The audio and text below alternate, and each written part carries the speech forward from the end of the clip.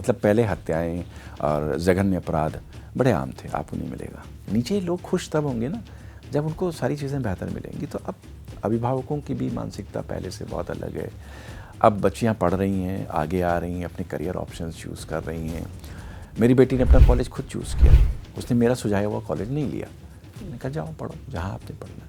अब क्या हुआ है, पिछले 7-8 सालों में उस प्रोडक्ट को एक आइडेंटिटी दी जा रही है। ठीक है, उत्तर प्रदेश गांवों का प्रदेश कहा जा सकता है। यहाँ जो फार्म लैंड है वो बहुत है, फार्मर्स बहुत हैं, किसान बहुत हैं। पश्चिमी उत्तर प्रदेश है, उसको आप उत्तर प्रदेश का ग्रोथ इंजन कह सकते हैं। तो इलेक्ट्रॉनिक्स का हब बना है, आईटी का हब बना है, डेटा सेंटर्स खोल रहे हैं, सेमीकंडक्टर जो भारत के लिए रिलेटिवली नया फिनोमेना है, उसमें भी यूपी आगे बढ़ रहा है। फॉक्सकॉन आया है हमारे यहाँ।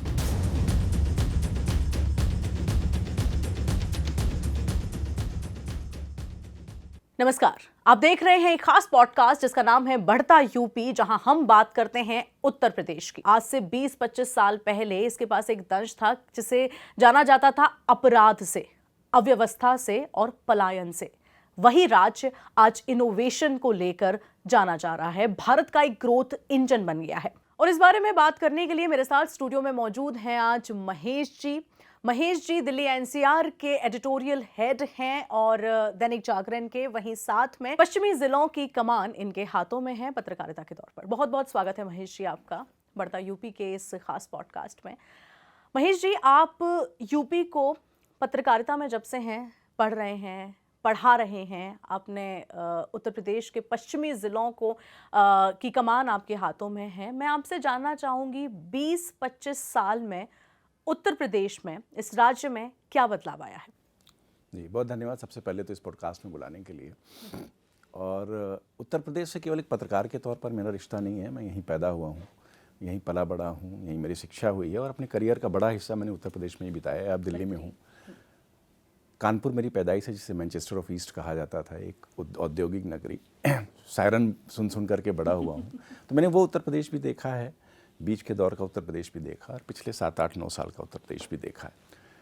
तीनों का डिफरेंस महसूस होता है, बहुत क्लियरली महसूस होता है। आपने कहा पश्चिमी उत्तर प्रदेश के जिलों की कमान है, तो कमान नहीं कहेंगे, एक पत्रकार के तौर पर अब यहाँ की जिम्मेदारियाँ हैं, देखता हूँ, समझता हूँ। तो बहुत सारी चीज़ें बदल रही हैं और वो बहुत ऑब्वियस हैं, वो बहुत एविडेंट हैं, सामने दिखती हैं। आप आंकड़ों में देखें तो दिखेंगी, आप फैक्ट्स में देखें तो दिखेंगी, आप घूमें फिरें तो आपको दिखेंगी। जैसे मैं पश्चिमी उत्तर प्रदेश में गौतम बुद्ध नगर, इसमें नोएडा, ग्रेटर नोएडा, इसकी बात करूं, गाज़ियाबाद की बात करूं, बहुत पुराना ज़िला है। हापुड़ की बात करूं, पुराना ज़िला है और इमर्ज हो रहा है ना। इन 3 ज़िलों की अगर हम बात करें तो ये बहुत कुछ उत्तर प्रदेश के लिए करते हैं। हम उत्तर प्रदेश को मेजरली 2 हिस्सों में बांट सकते हैं। मैं अपने अनुभव के आधार पर कह रहा हूँ, एक पश्चिमी उत्तर प्रदेश, एक पूर्वी उत्तर प्रदेश। अब इन दोनों में डिफरेंस क्या है कि जो पश्चिमी उत्तर प्रदेश है उसको आप उत्तर प्रदेश का ग्रोथ इंजन कह सकते हैं। जो पश्चिमी उत्तर प्रदेश है, यहाँ के जो ज़िले हैं, नोएडा है, ग्रेटर नोएडा है, मेरठ है और भी ज़िले, यहाँ की पर कैपिटा इनकम बहुत ज़्यादा है। तो जैसे भारत का जो ग्रोथ इंजन है वो उत्तर प्रदेश है, वैसे ही जो उत्तर प्रदेश का ग्रोथ इंजन है वो आप कह सकते हैं, आप कह रहे हैं कि पश्चिमी उत्तर प्रदेश उसका ग्रोथ इंजन है। पूर्वी उत्तर प्रदेश दूसरा हिस्सा है, वहाँ पर कंपैरेटिवली जो पर कैपिटा इनकम है वो कम है। कुछ जिलों में तो 40-42 हज़ार, अब जैसे नोएडा में 9-10 लाख के बीच में, जो कि बहुत है, which is more than that of Mumbai and Delhi. पश्चिमी उत्तर प्रदेश में कुछ ज़िले हैं जहाँ ये इनकम जाकर के 40-42-44 हज़ार रुपये पे आ जाती है, पूर्वी उत्तर प्रदेश रादर। तो वहाँ पर काम होना है, यहाँ पर काम हो रहा है। इन दिनों के बीच में बैलेंस करने की कोशिश हो रही है।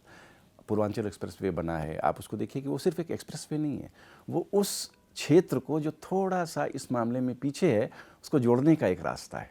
उस रास्ते पर जब गाड़ियां चलेंगी तो केवल गाड़ियां नहीं चलेंगी, उस पर व्यापार भी चलेगा, क्योंकि जब कनेक्टिविटी किसी जिले की, लॉजिस्टिक बहुत ज़रूरी है तो किसी भी प्रदेश के लिए। अब वापस आते हैं उत्तर प्रदेश में, मैंने क्या देखा, क्या महसूस किया। सबसे पहले कोई इंसान हो, कोई ज़िला हो, कोई शहर हो, कोई प्रदेश हो, देश हो, उसको अगर आगे बढ़ना है तो उसको एस्पायर करना सीखना चाहिए, उसका सपना होना चाहिए, एक आकांक्षा होनी चाहिए, एक महत्वाकांक्षा होनी चाहिए। फिर उसके लिए एक प्लानिंग होनी चाहिए, उसको स्ट्रेटेजाइज करना चाहिए और फिर एग्जीक्यूशन पे आना चाहिए। उत्तर प्रदेश में पिछले 8 साल में मेरे हिसाब से यही हो रहा है। First of all, Uttar Pradesh aspired to be the 1 trillion economy state of India, first state. अब आपने एक लक्ष्य बना लिया कि हमको $1 ट्रिलियन की इकोनॉमी बनना है। अब उसकी दिशा में हमको बढ़ना है, उसके लिए हमको इन्वेस्टमेंट चाहिए, उसके लिए हमको इंडस्ट्री फ्रेंडली एनवायरनमेंट चाहिए, उसके लिए हमको हमारे लोग खुश होने चाहिए, स्वस्थ होने चाहिए, शिक्षित होने चाहिए, फंडामेंटल्स पर काम करना फंडामेंटल्स पर काम करना है, इन्वेस्टमेंट पे काम करना है। तो उसके लिए आपने प्लानिंग करी। अब वो एग्जीक्यूशन के मोड पर है, काफ़ी कुछ एग्जीक्यूशन आपको ग्राउंड पर दिख रहा है, इन्वेस्टमेंट आपको आता दिख रहा है, अलग अलग समिट्स होते हैं, उनमें लोग आते हैं, बड़े इंडस्ट्रियलिस्ट आ रहे हैं, और अच्छी बात है कि एमएसएमई भी आ रहे हैं, दोनों एक साथ आ रहे हैं। ये एक बैलेंस बहुत अच्छा है यूपी में। तो आपको बहुत सारी ग्राउंड ब्रेकिंग सेरेमनीज़ की खबरें भी पढ़ने को मिलती हैं, देखते हैं आप, बहुत सारी इंडस्ट्रीज इस्टेब्लिश हो गई हैं। तो इससे धीरे धीरे आपने जो एस्पायर किया है उसकी तरफ आप बढ़ रहे हैं। अब ये एस्पिरेशन केवल उद्योग व्यापार तक ही सीमित नहीं है। आर्थिकी दो तरीके की होती, इकॉनमी दो तरीके की होती। एक मैक्रो लेवल पर, जैसे इन्वेस्टमेंट है, आप लाए बड़ा 10,000 करोड़, 20,000 करोड़, 30,000 करोड़, 1,00,000 करोड़। एक रूरल इकॉनमी है। उत्तर प्रदेश गांवों का प्रदेश कहा जा सकता है। यहाँ जो फार्म लैंड है वो बहुत है, फार्मर्स बहुत हैं, किसान बहुत हैं। और एक बहुत अच्छी चीज़ जो, क्योंकि अब हम रूरल डेवलपमेंट की बात कर रहे हैं, एक ग्लोबल विलेज की तरफ जाने वाली बात कर रहे हैं, तो ODOP इज द थिंग जो I'm coming to that. I'm coming to that. So when we talk of economy, it has to be divided into two parts. Macro, जो बड़े लेवल पर हो रही है, उद्योग धंधे विकसित हो, जैसे नोएडा की बात करें, नोएडा की बात करें तो इलेक्ट्रॉनिक्स का हब बना है, IT का हब बना है, डेटा सेंटर्स खोल रहे हैं, सेमीकंडक्टर जो भारत के लिए रिलेटिवली नया फिनोमेना है, उसमें भी यूपी आगे बढ़ रहा है। फॉक्सकॉन आया है हमारे यहाँ, है ना। तो ये बड़ा हो गया। अब छोटे लेवल पर भी है। वो कैसे कि वो बहुत बड़ी आबादी है। हम करीब 22 करोड़ आबादी वाले प्रदेश हैं, तो बहुत ह्यूज पॉपुलेशन है। उसको कैटर करना कठिन काम भी है, और वो बून भी है, क्योंकि उसको आप एक अच्छी ह्यूमन रिसोर्स में कन्वर्ट कर सकते हैं। उसको उसके हाथ में अगर आप पैसा पहुंचा सकें तो वो इकॉनमी वहाँ ग्रो करेगी। जैसे गाँवों में हम जाते हैं, ODOP आपने नाम लिया, है ना। तो ODOP क्या है, सभी 75 जिलों के लिए चल रहा है। हर जिले की अपनी कुछ ना कुछ खासियत होती है, वो बना रहा होता है। मुरादाबाद में पीतल बनता है, फिरोजाबाद में कांच बनता है, आगरा में लेदर बनता है। तो हम अपने व्यूअर्स को बता सकते हैं, ODOP means one district one product, हर जिले का एक ऐसा प्रोडक्ट जो उसकी पहचान बन सके। तो ऐसा नहीं है कि वो प्रोडक्ट अभी पैदा हुआ, प्रोडक्ट पहले था। अब क्या हुआ है, पिछले 7-8 सालों में उस प्रोडक्ट को एक आइडेंटिटी दी जा रही है, ठीक है। उस प्रोडक्ट को आइडेंटिटी देने के साथ साथ उसको एक बिजनेस पर्सपेक्टिव से ग्रो कराने के लिए काम हो रहा है, जिसको हम कहते हैं GI टैग। जी, GI टैग भी, GI टैग से आपको पहचान मिलती है। बिजनेस पर्सपेक्टिव से ग्रो कराने का मतलब कि उसके लिए एक एनवायरनमेंट क्रिएट करना है कि जो लोग वो काम किसी कारणवश बिक नहीं रहा, पैसा नहीं मिल रहा, प्रॉफिट नहीं हो रहा, छोड़ चुके या उदासीन है, उनको थोड़ा सा पुश किया, वो फिर से जुड़े, नई पीढ़ी जुड़ी, प्रोडक्शन बड़े लेवल पर हुआ, और फिर उस प्रोडक्शन की शोकेसिंग बड़े प्लेटफॉर्म्स पर हो रही है। यहाँ जैसे प्रयागराज में मूंज का काम बहुत हो रहा है। मैंने दैनिक जागरण, हाँ, मैं एक्चुअली इसके पहले कि मेरी जिम्मेदारी दैनिक जागरण में स्पेशल स्टोरी डेस्क को हेड करता था मैं, तो जागरण के पूरे नेटवर्क से जुड़ा था। तो प्रयागराज की बड़ी अच्छी स्टोरीज आई, उत्तर प्रदेश के कई जिलों से बड़ी अच्छी स्टोरीज आई। आप अलीगढ़ जाइए, वहाँ पर महिलाओं द्वारा किए जा रहे छोटे छोटे काम बहुत आगे बढ़ चुके हैं। तो अब इसका फ़ायदा क्या होता है, गाँव है, जैसे मैं गाँव से भी जुड़ा हुआ हूँ, अब वहाँ की इकॉनमी बहुत अलग तरीके की होती है। हमारे लिए 7-8 हज़ार रुपये बहुत शायद नोएडा, ग्रेटर नोएडा, दिल्ली में माने नहीं रखते। एक लंच करने जाएंगे, एक डिनर करने जाएंगे, बिल बन जाएगा। वहाँ 8,000 रुपये में घर चलता है आज भी। तो एक पुरुष है, वो कमा रहा है, वो कहीं खेती में मजदूरी कर रहा है या कस्बे में जा कर के गाँव के पास की मजदूरी कर रहा है। अब हुआ क्या है, ODOP हो या आजीविका मिशन हो या सेल्फ हेल्प ग्रुप्स बना करके महिलाओं को काम करने के लिए सरकार ने प्रेरित किया। ऐसी बहुत सारी स्टोरी मेरे जहन में है। उसमें एक महिला है, मान लीजिए, वो सिलाई का काम करती, बुनाई का काम करती, कढ़ाई का काम करती, जरदोसी करती है, कुछ और उसको कला आती है। इवन एक जगह तो महिलाएं फुटवियर बना करके उसको मार्केट में सेल कर रही हैं। उनका अपना फुटवियर ब्रांड है छोटा सा। उसके लिए स्किल सेंटर्स हाँ, स्किल सेंटर्स बना दिए, सेल्फ हेल्प ग्रुप्स बना दिए, उसमें कई महिलाएं जुड़ गई हैं, जुड़ करके काम हो रही। तो एक महिला मान लीजिए 6-7 हज़ार रुपये घर लेकर के जाने लगी। बहुत नॉमिनल अमाउंट है, मगर आप जब इसको एक डेटा के तौर पे देखेंगे तो उसकी हाउस होल्ड इनकम 100% ग्रो हो गई है। पहले घर में 8,000 रुपये आ रहे थे, अब 8,000 और आ रहे हैं। तो उसके हाथ में जो डिस्पेंसेबल इनकम है वो बढ़ गई। अब वो उसको कहीं खर्च करेगा, वो कस्बे के बाजार में जाएगा, गांव की दुकान पे जाएगा, कुछ खरीदेगा, वो अपने बच्चे को पढ़ाएगा, बेहतर शिक्षा देगा।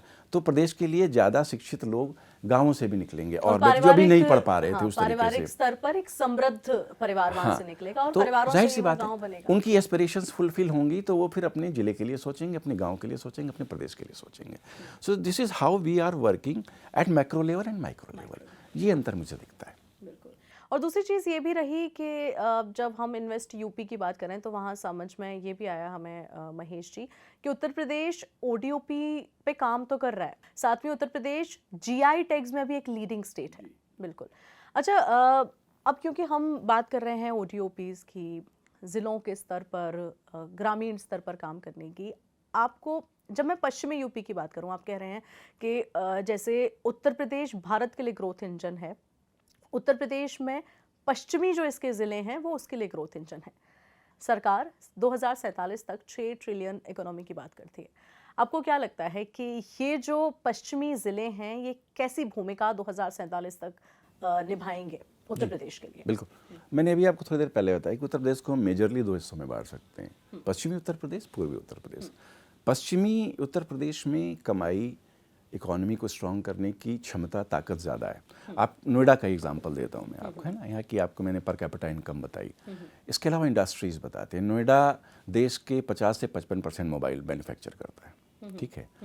सैमसंग से लेकर के ओप्पो, वीवो, एमआई, शाओमी, कौन है जो यहाँ नहीं है ना।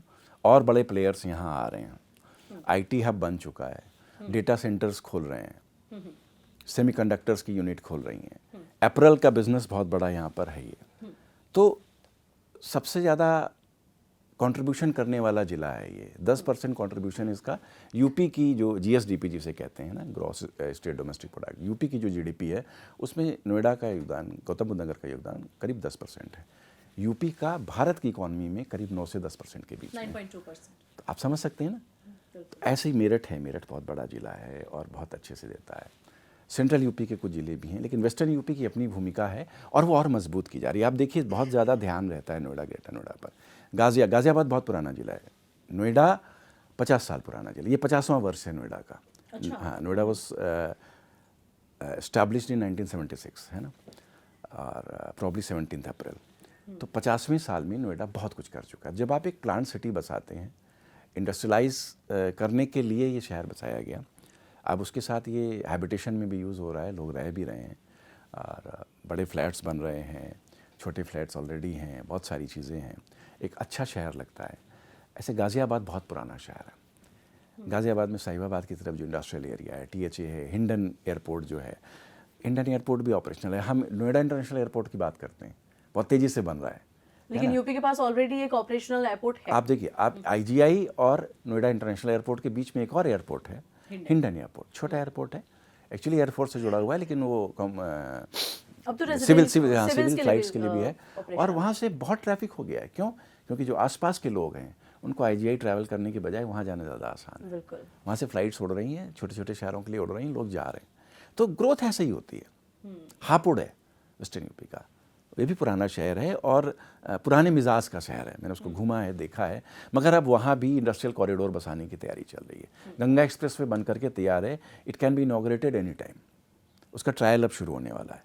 तो गंगा एक्सप्रेस वे बहुत सीधे जोड़ेगा उसको बहुत और शहरों से, लॉजिस्टिक्स पर भी असर पड़ेगा। प्लस उसी के आसपास एक बड़े एरिया में इंडस्ट्रियल कॉरिडोर बनाया जा रहा है। अब वो बन जाएगा तो आप समझिए हापुड़ कहाँ होगा।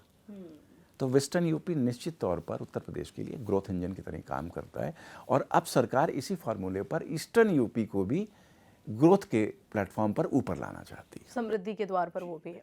दूसरी चीज़ एक महेश जी, जैसे हमने जब शुरुआत करी इस बातचीत की, एक तो अपराध था, लॉ एंड ऑर्डर, जिससे पहचाना जाता था। उत्तर प्रदेश की जैसी बात आती थी तो अपराध अपने आप किसी भी सिविल के जहन में आ जाता था कि अच्छा यूपी से होगा, कोई भी केस आ रहा है उत्तर प्रदेश से हो सकता है। दूसरी चीज़ जो इसकी जैसे फंडामेंटल्स पर तो जैसे काम किया गया है, एक और शब्द था जो उत्तर प्रदेश के साथ हमेशा जोड़ा जाता था, पलायन। लोगों को दूसरे राज्य जाना पड़ता था समृद्धि के लिए, शिक्षा के लिए, बेहतरी के लिए। इन दोनों चीज़ पर अगर हम प्रीडोमिनेंटली बात करें तो क्या कहना चाहेंगे आप? आपके 2 प्रश्न हैं, 2 पहलू हैं इसके। पहले वाले का जवाब देता हूँ। लॉ एंड ऑर्डर, देखिए हमने अभी थोड़ी देर पहले से बात की है कि कैसे इन्वेस्टमेंट बढ़ रहा है, कैसे इंडस्ट्रियलाइजेशन बढ़ रहा है, उसके थ्रू इकोनॉमी कैसे, ये सब एक दूसरे से इंटरकनेक्टेड चीज़ें हैं ना। लेकिन कहीं भी विकास होने के लिए, समृद्धि आने के लिए सबसे ज़रूरी है भयमुक्त माहौल। तो आपने जो कहा कि एक अलग तरीके का माहौल कभी हुआ करता था, वो भी देखा है मैंने। सबसे पहले सरकार ने शायद उत्तर प्रदेश में इसी पर काम किया, लॉ एंड ऑर्डर को मजबूत करना, जनता में भय का माहौल ना रहे, इंडस्ट्रियलिस्ट में भय का माहौल ना रहे। वो पैसा लगाते हैं, बड़ा पैसा लगाते हैं, तो उनको ये लगे कि हमारा पैसा सही जगह जा रहा है और हमको आगे अपने बिजनेस ऑपरेशन में किसी तरीके की दिक्कत नहीं आने वाली। तो पिछले 7-8 साल में एक बड़ा अंतर आया है। कभी यूपी माफियाओं के लिए जाना जाता था, ईस्टर्न यूपी से लेकर के वेस्टर्न यूपी तक, आप कहीं भी देख लीजिए। आज आपको यूपी में कोई माफिया नहीं मिलेगा। बहुत सारी खबरें शायद आपने पढ़ी होंगी कि तमाम जो छोटे स्तर के बदमाश माफिया जिला स्तर पर डेवलप हो जाते हैं, वो खुद पुलिस थाने में कहते हैं कि भाई साहब जा हमको अरेस्ट कर लो। तो एक सख्ती के साथ और एक बेहतर पुलिसिंग के साथ चीज़ों को देखा गया है। बहुत सारे ज़िलों में कमिश्नरेट सिस्टम लागू हुआ है। कमिश्नरेट सिस्टम पुलिसिंग का एक वो सिस्टम है जब पुलिस के पास पावर्स ज़्यादा होती हैं, पुलिस के पास मैन पावर भी ज़्यादा आ जाती है, पुलिस बेहतर तरीके से चीज़ों को, लॉ एंड ऑर्डर को इस्टाब्लिश करा पाती है। नोएडा उसी में से है, गाज़ियाबाद उसी में से है। अभी पिछले दिनों गाज़ियाबाद के पुलिस कमिश्नर से मिला, रविंद्र गौड़ साहब से, बहुत सारी बातें हुई, बहुत कुछ उन्होंने बताया। आप गाज़ियाबाद में देख लीजिए, मतलब पहले हत्याएँ और जघन्य अपराध बड़े आम थे, आपको नहीं मिलेगा। तो कई सारी चीज़ें, इसका असर पड़ता है आम जनता पर, इसका असर पड़ता है उन उद्यमियों पर, उन बड़े इंडस्ट्रियल हाउसेस पर जो आकर के आपके यहाँ पैसा लगाना चाहते हैं, उन बिजनेस पावर हाउसेस पर जो आपके यहाँ इन्वेस्ट करना चाहते हैं। हमारे देश में महाराष्ट्र, तमिलनाडु, गुजरात, ये 3 इंडस्ट्री के लिए, बिजनेस के लिए बड़े मुफीद माने जाते हैं, है ना। बंगाल में जब टाटा का प्रोजेक्ट बंद हुआ सिंगूर में, तो गुजरात ने लपक लिया, उसने वो चीज़ें दी उसको वो उपलब्ध हमेशा से करें। एक जो जीडीपी की रेस होती थी उसमें महाराष्ट्र, गुजरात और तमिलनाडु, तमिलनाडु ये इनका रहते थे। आप हिस्ट्री में जाएंगे तो इनका इंडस्ट्रियलाइजेशन का एक इनका कल्चर रहा है। बिल्कुल। उत्तर प्रदेश ने उसको विकसित किया है, बिल्कुल। विकसित कर रहा है। अब उस रेस में मैं उत्तर ये नहीं कह प्रदेश रहा हूँ कि आता है सब जो कुछ कभी नहीं हाँ आता। बहुत रोजी पिक्चर है, सब कुछ बहुत अच्छा है, बट ऐसा ही सेट कि पहले आप एस्पायर करिए, फिर आप उसके लिए प्लान करिए, स्ट्रेटजाइज करिए और फिर एग्जीक्यूट करिए। तो अब हम एग्जीक्यूशन के लेवल पर इस प्रदेश में हैं, मुझे दिखता है अब एग्जीक्यूट हो रहा है। अगर वो सही से एग्जीक्यूशन हो गया लास्ट लेवल तक, तो $1 ट्रिलियन इकोनॉमी बहुत दूर की चीज़ नहीं है, हो जाएगा। हम ईज ऑफ डूइंग बिजनेस में 12 नंबर पे थे, 2 नंबर पे आ गए, सेकंड पे आ गए हैं। लॉ एंड ऑर्डर की वजह से। उसका बहुत बड़ा रोल है, केवल हाँ, वही वो नहीं कहा है, जाता है कि जब बहुत बड़ा लॉ रोल एंड है। ऑर्डर किसी भी राज्य का या फिर किसी भी राष्ट्र का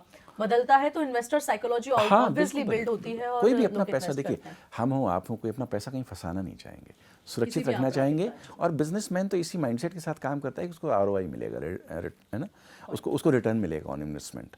तो वो उस रिटर्न के लिए काम करता है, सेफ रिटर्न के लिए काम करता है, अच्छा रिटर्न मिले, सेफली मिले। उत्तर प्रदेश में थोड़ा वो माहौल बना है और ये बहुत अच्छा है। दूसरा असर जो है वो इस लॉ एंड ऑर्डर का जो महिला शक्ति है हमारे प्रदेश की, उस पर पड़ा है। स्पेसिफिक प्रोग्राम शुरू हुए, मिशन शक्ति शुरू हुआ, एंटी रोमियो स्क्वाड बने, तो जो छेड़खानी, इस तरीके के अपराध, महिलाएं अब they can roam around freely. I say I am father of a daughter, तो अब उतनी चिंता नहीं होती है ना। She can go out at 10, 11, no problem as that. पहले ऐसा मुश्किल था। तो इन सब चीज़ों का जनता के माइंडसेट पर भी असर पड़ता है और किसी भी देश की, प्रदेश की, ज़िले की खुशहाली का बेस ही जनता। वो खुश है तो फिर तमाम इफ़ेक्ट्स में बहुत सारी चीज़ें बेहतर होंगी। वो खुश होकर काम करेगी, नए नए काम करेगी, उनका रिज़ल्ट अच्छा होगा, उसकी प्रोडक्टिविटी बेहतर होगी। तो लॉ एंड ऑर्डर का ये इफ़ेक्ट भी पड़ता है, केवल सुरक्षित महसूस कराना नहीं है, उसका बहुत गहरा असर भी पड़ता है। तो लॉ एंड ऑर्डर के लेवल पे बहुत सारी चीज़ें बेहतर हुई हैं। उससे प्रदेश को जो एक भयमुक्त वातावरण मिलना चाहिए वो मिला, और वो हर तरफ पॉलिसी के बाद भी इस पे मिला है। काफी जी, हर तरफ मिला है। जी जी। दूसरी बात हम कर रहे थे पलायन की। पलायन सिर्फ राज्य स्तर पर भी नहीं पर ही नहीं, पहले ये होता था कि जैसे अब हम खुद की बात करें, आप अपनी बात करें, आप कानपुर से हैं, मैं मथुरा से हूँ। मथुरा के भी एक बहुत छोटा सा कस्बा है टटी गाँव, जहाँ से मैं हूँ। जब मैं वहाँ से बाहर निकली, मैंने एक लड़ाई लड़ी पहले तो घर पे, जैसे आपने कहा ना कि अब महिलाएं भय मुक्त बाहर आ सकती हैं। पहले वो एक भय था परिवार में भी कि क्यों बाहर क्यों जाना है, दिल्ली जैसे शहर में क्यों जाना है, क्यों नोएडा में जाकर नौकरी करनी है, यहाँ कर ली ना, पढ़ाई हो गई ना, ये हो गया ना। इवन शिक्षा के लिए भी हमें वो लड़ाई लड़नी पड़ी। आज शायद ग्रामीण स्तरों पर भी, अर्बन स्तरों पर भी और राज्य स्तरों पर भी पलायन कम हुआ है। क्योंकि अगर आज अगर मैं अपने आप को पिछले 15 साल पहले जाकर देखूं, जब मैंने ग्रेजुएशन किया, तो शायद मैं वहाँ से नहीं जाती, मैं मथुरा में ही ग्रेजुएशन करती, है ना, क्योंकि अब मथुरा के पास भी अच्छे कॉलेजेस हैं, यूनिवर्सिटीज़ हैं, समृद्ध है मथुरा अपने आप में हर तरीके से। तो आप पलायन पे क्या कहना चाहेंगे? देखिए, पलायन किसी भी प्रदेश के लिए सबसे ख़राब चीज़ होती है। पलायन करने में आदमी तभी मजबूर होता है जब उसको अपने आसपास अपने लिए कुछ मिलता नहीं है, उसकी कमाई के जरिया नहीं होता है, और घर परिवार चलाने के लिए उसको पैसा कमाना ही होता है, तो वो पलायन करता है। बहुत दफ़े वो पढ़ने के लिए भी जाते हैं, फिर उसके बाद वहाँ पर कमाई भी करते हैं। उत्तर प्रदेश एक ऐसा ही राज्य था। उत्तर प्रदेश बीमारू राज्यों में शामिल था। बीमारू राज्य आपको बताएं तो उसको अंग्रेज़ी में BIMARU कहा जाता है। उसमें Bihar, Madhya Pradesh, Uttar Pradesh, Rajasthan. Uttar Pradesh has come out of that. एक बड़ा अचीवमेंट है उत्तर प्रदेश का। कुछ आंकड़े मेरे पास जहन में आ रहे हैं। 2016-17 के आसपास यूपी की इकॉनमी शायद 12.5 लाख करोड़ के आसपास थी। इस साल का टारगेट 30 लाख करोड़ का है, मोर देन डबल, है ना, बल्कि 2.5 गुना आप कह सकते हैं। तो जब ये काम होते हैं तो प्रदेश भी ग्रो करता है और लोग भी ग्रो करते हैं। जब इंडस्ट्री सेटअप होगी, जैसे मान लीजिए नोएडा की हम बात करें, यहाँ पर मोबाइल यूनिट्स इतनी सारी लगी, ठीक है, अब सभी कंडक्टर यूनिट्स आ रहे हैं। फॉक्सकॉन जब अपनी यूनिट्स इस्टेब्लिश कर लेगा तो हो सकता है वहाँ 2000, 4000, 6000 लोगों को काम मिले, ठीक है, मगर उसके आसपास की पेरिफेरी में एक और इंडस्ट्री डेवलप होगी जो उसकी बाई प्रोडक्ट होगी, है ना। वहाँ पर उस फैक्ट्री में सप्लाई किए जाने वाले कुछ हो सकता है पार्ट्स बने, वहाँ पर खान पान की दुकानें खुलेंगी, वहाँ पर रहने के लिए कमरे बनेंगे, अलग अलग लोगों के लिए अलग अलग व्यवसाय के माध्यम खुलेंगे, तो वो क्यों बाहर जाएंगे?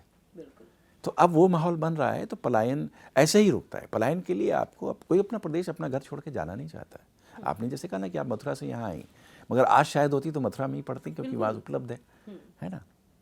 तो जब आप उसके घर पर ही उसको चीज़ें उपलब्ध करा देंगे तो घर छोड़ के कोई नहीं जाना चाहता है। तो पलायन रुकेगा, रुकना भी चाहिए, और उत्तर प्रदेश में वो व्यवस्थाएं बन रही हैं, रुक भी रहा है, बन रही हैं। भाई, आप $1 ट्रिलियन इकॉनमी बनेंगे तो निश्चित तौर पे आप उसके लिए पूरे प्रदेश भर में बहुत कुछ करेंगे। उत्तर प्रदेश में पुराने शहर भी हैं, कानपुर है, लखनऊ है, मेरठ है, मुरादाबाद है, अलीगढ़ है, और उत्तर प्रदेश में नए ज़िले भी हैं, थोड़े कमज़ोर भी। उत्तर प्रदेश में दोनों तरफ से काम हो रहा है। मैं आपको आकांक्षी जिलों की बात बताता हूँ। उत्तर प्रदेश में एक योजना चलती है, आकांक्षी जिले, 42 जिलों में शायद चल रही है 75 में से। आकांक्षी जिले, नाम ही मैंने आपसे कहा ना, एस्पिरेशन, आकांक्षा।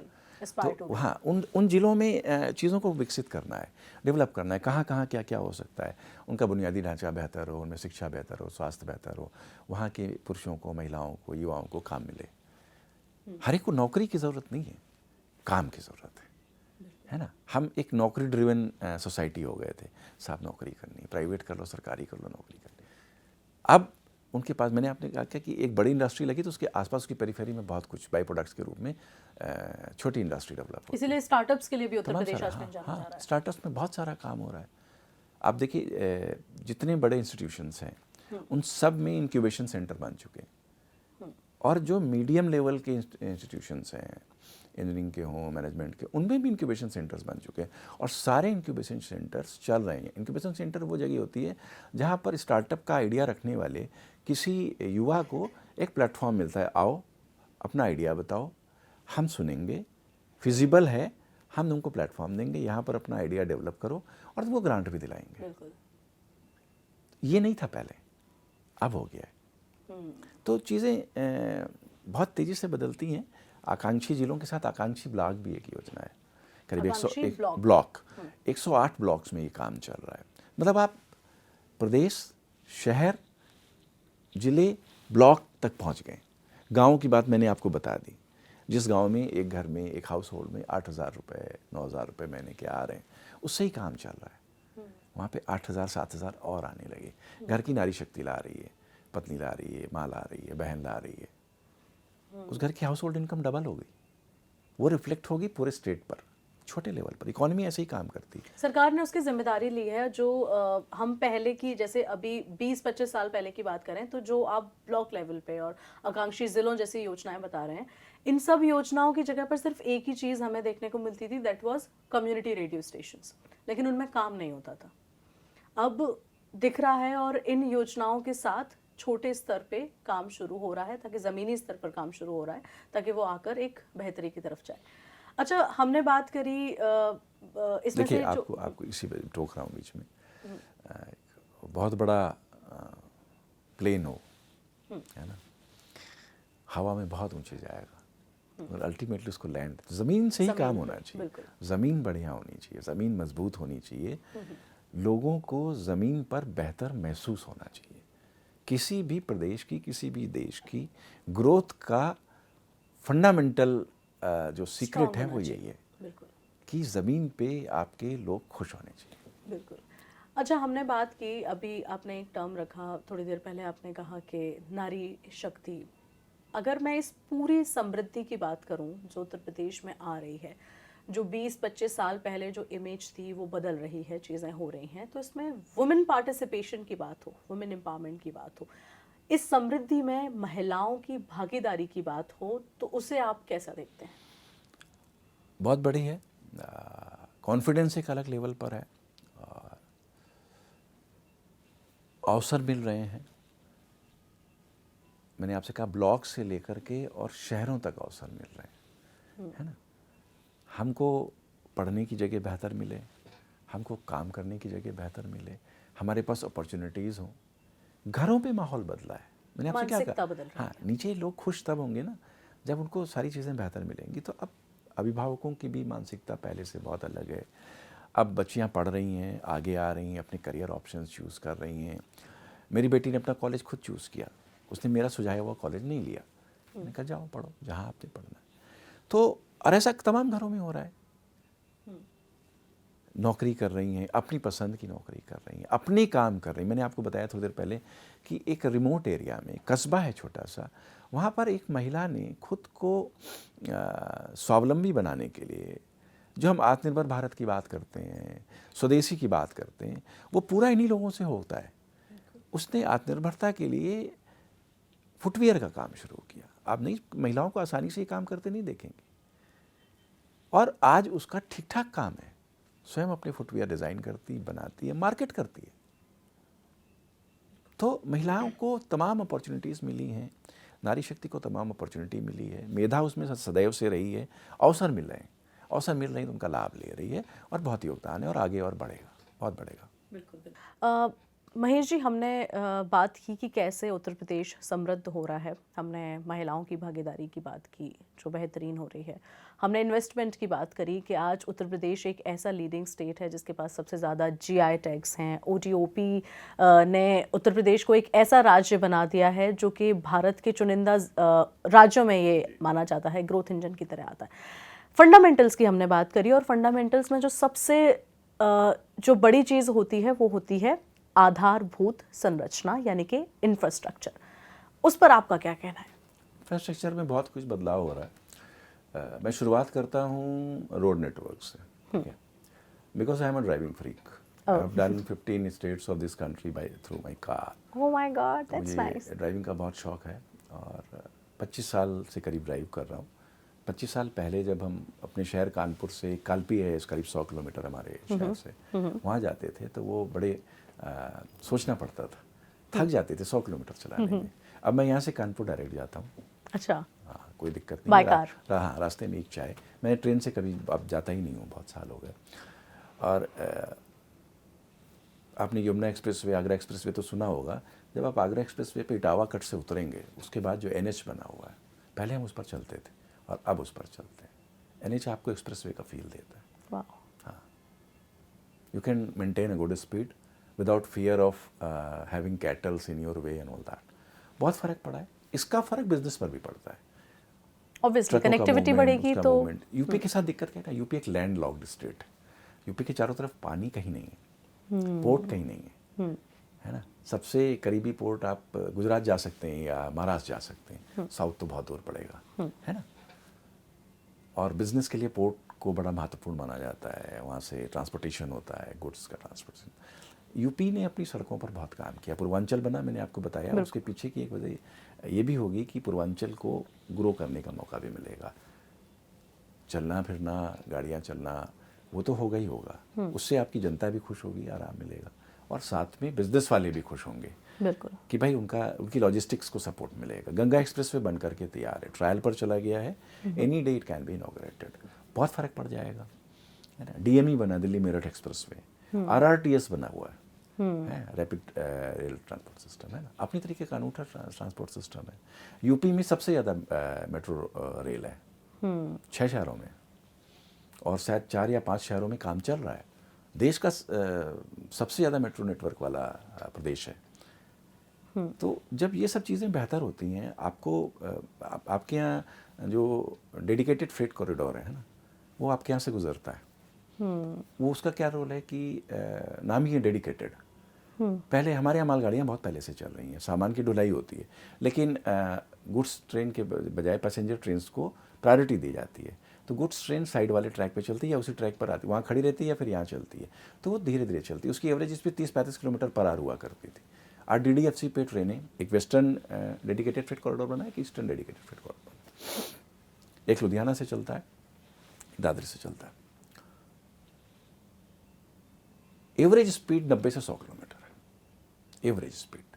अब ये ट्रेनें कहीं रुक नहीं रही हैं। आप किसी पैसेंजर ट्रेन से यात्रा करिए इस क्षेत्र में, तो आपको उसके पैरेलल एक एलिवेटेड थोड़ा सा ट्रेन दिखेगा, ट्रैक दिखेगा। हाँ, वो DFC है। उससे बहुत फ़र्क पड़ा है। उत्तर प्रदेश को इसकी ज़रूरत है, रोड ट्रांसपोर्ट की ज़रूरत है। उत्तर प्रदेश ने अपने जो प्रोडक्ट्स बनाता है, वो भी बहुत बहुत बारीक सी चीज़ है कि वो बहुत हैवी प्रोडक्ट्स ट्रांसपोर्ट नहीं कर सकता क्योंकि पोर्ट से बहुत दूर है। तो वो इलेक्ट्रॉनिक प्रोडक्ट्स पे काम कर रहा है, वो हाई वैल्यू प्रोडक्ट्स पे काम कर रहा है, जिनका ट्रांसपोर्टेशन बहुत आसानी से हो जाए। इनके लिए हमने सड़कें बिछा रखी, सड़कें बना रखी। केवल एक्सप्रेसवेज या हाईवेज ही अच्छे नहीं हुए, आपको शहरों की सड़कों में बहुत बड़ा परिवर्तन मिलेगा। बिल्कुल, बहुत बदलाव है। तो ये आम लोगों के लिए भी अच्छा होता है और ये बिजनेस फ्रेटर्निटी के लिए भी अच्छा है। उनके गुड्स जल्दी ट्रांसपोर्ट हो जाएंगे, उनका भाड़ा उतना नहीं पड़ेगा, ट्रक वाला उतने पैसे नहीं मांगेगा क्योंकि उसका ट्रक आराम से चल रहा है, उसको दिक्कत नहीं है, उसकी सर्विसिंग पे कॉस्ट कम हो गई है। तो ये सब बहुत सारी चीज़ें हैं। इंफ्रा बन रहा है, अर्बन मोबिलिटी है वो बहुत बेहतर हुई है, मैंने बताया मेट्रो है बहुत बेहतर हुई है, ई-बसेस इंट्रोड्यूस की जा रही हैं बहुत जगह। You can talk about airports as well क्योंकि this is the state जिसके पास सबसे ज़्यादा एयरपोर्ट है। कमिंग टू दैट, अब एक जो सबसे बड़ा वो है, बहुत पहले उसकी परिकल्पना की गई थी, पर अंततः वो अपना मूर्त स्वरूप अब ले रहा है। Noida international airport, which is going to be the biggest airport in Asia, not only in India, है ना। It will have maximum number of airports in India. और उसका एक दूसरा फ़ायदा ये है कि वो बहुत बड़ा कार्गो टर्मिनल भी होगा। तो आपको पोर्ट नहीं मिला, आपने एयरपोर्ट को अपने बगल में बना लिया है। आप यहाँ से उड़ोगे, सामान ले जाओगे, सामान लाओगे। आपके यहाँ बाहर से लोग आ रहे हैं, हमारे यहाँ विदेशी कंपनियां अब इंटरेस्ट ले रही हैं, इन्वेस्ट करने में ले रही हैं। इन्वेस्ट यूपी में जो हमने देखा 20 कंट्रीज थे इस बार जिसमें पार्टिसिपेशन। ब्राज़ील शायद, रशिया पार्टनर था।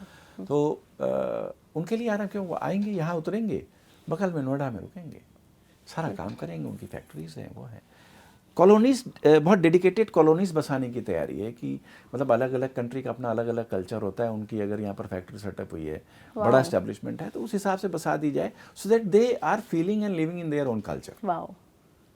ये सब एक बहुत अलग लेवल पर जा रहा है।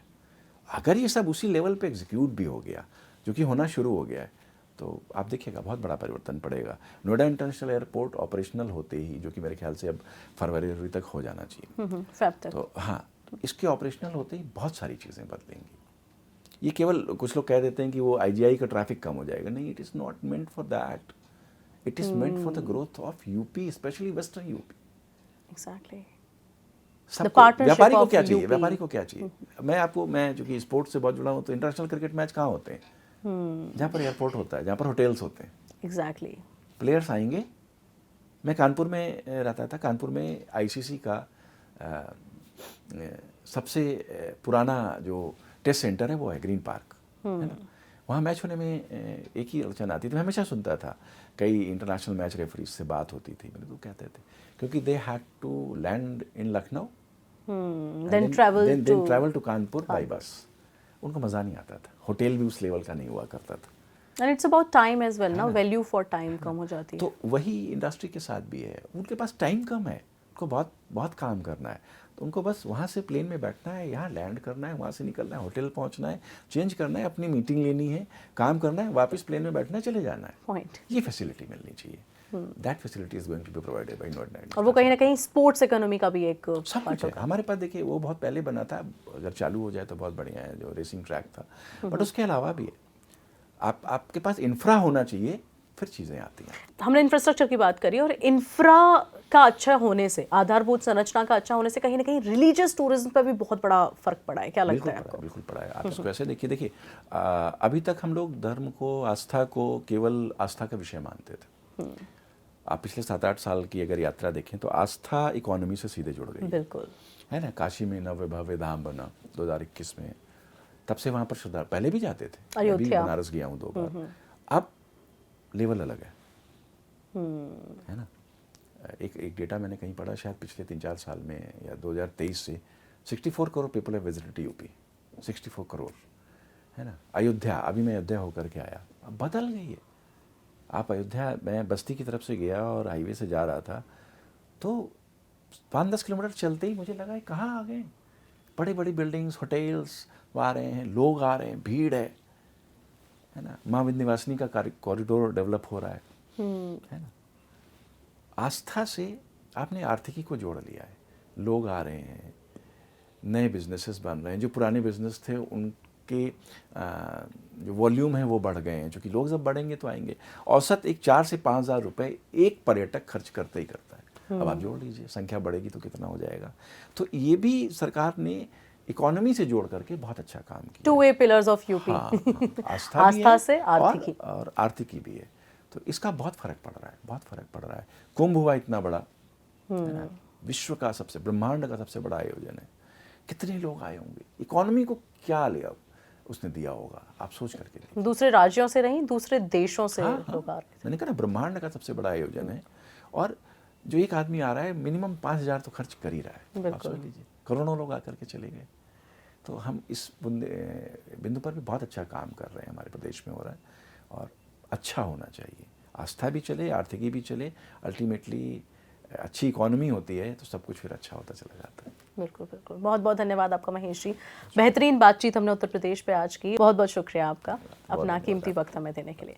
आप देख रहे थे दैनिक जागरण का एक खास पॉडकास्ट जिसका नाम है बढ़ता यूपी, जहां हम बात करते हैं इस राज्य की, उत्तर प्रदेश की, कि कैसे उत्तर प्रदेश भारत का ग्रोथ इंजन बन रहा है। फिर मुलाकात होगी ऐसी एक कड़ी के साथ, तब तक के लिए बने रहिए दैनिक जागरण के साथ। मैं हूं आपके साथ में सुरभि लवानिया।